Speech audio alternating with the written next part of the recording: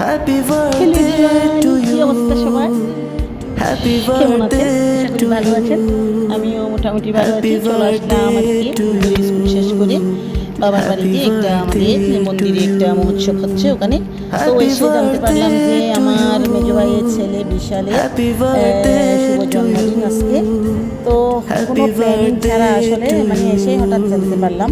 Happy তো দেখলাম birthday যে মানে টু ইউ, আমার ছোট ভাই ঋষি স্বপ্ন ও তো হোক টাউন থেকে আসছে তোমার উৎসব বলে, আমাদের বাড়িতে মহোৎসব সব বলে, মানে সব সত্যি, ভাইয়ের ওয়াইফরা আছেন। মানে আনন্দে দুজন তো ভরে বাড়িতে থাকেন আর থাক দুজন টাউনে থাকে, যতদিন তারাও আসছে। দেখলাম রাত্রি, এসে খুবই ভালো লাগলো সবাইকে একসাথে পেয়ে। রঙিন তো কথা হচ্ছে যে আলোয় তারাও মানে আমার ভাইপো সাজুক ভাইজিরাও এবং ফুল, ভাইয়ের বউরাও অনেক তোমার আনন্দিত নামে আমাকেও দেখে, আমার মেয়েকে দেখে। জয়গান তো হ্যাপি রয়। বার্থডে অনুষ্ঠানের জন্য দেখলাম যে আমার হ্যাপি ছোট ভাই মানে বার্থডে টু ফুলকলি ইউ, থেকে একটা বলখালির জি অফিসের ফুলকলি থেকে একটা বার্থডের কেক নিয়ে চলে আসছে আনাতরাইজ। মানে আসলে কেউ জানতো না এটা যে হবে। মানে ও আসলে মনে হয় এফবিতে পোস্ট করেছে আমার ভাইজি স্নেহা। তো ওখানে দেখে সে কী করছে, আজকে মানে তার জন্মদিনটা উদযাপন করার জন্য একটা কেক নিয়ে আসছে।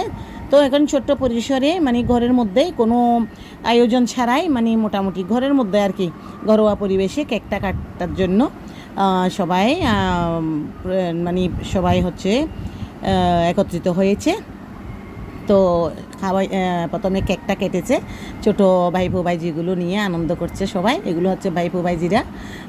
তারপরে হচ্ছে মানে আমার ইয়ারা ভাইয়ের বউরা, তারপরে ওর মা, এই যে ওর মা যাচ্ছে, মানে আগে ওরা খাওয়াই দিয়ে ফেলছে। ওইটা হচ্ছে যে আমার ছোটো সাজু ভাইয়ের বউ।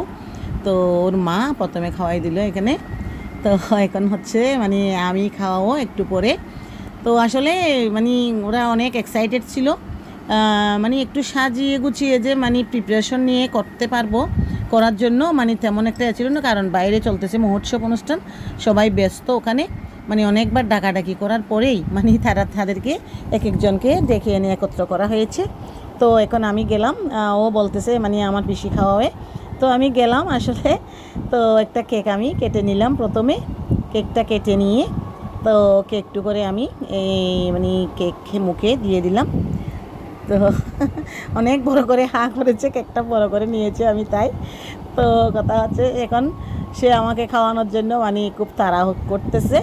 তো আমি বললাম যে না না, আমি ওটা বেশি ক্রিম আমি খাবো না, একটু করে আমাকে এখান থেকে খাওয়াই দে। তো আরেকটা মানে সুন্দর বিষয় যে প্রত্যেকে কেকের উপরে যে মোমবাতি জ্বালায়, তারপরে আবার নিভিয়ে তারপরে কেক কাটে। আমি কিন্তু এবার এটা করতে দিই নি, জ্বালানো অবস্থায় কেক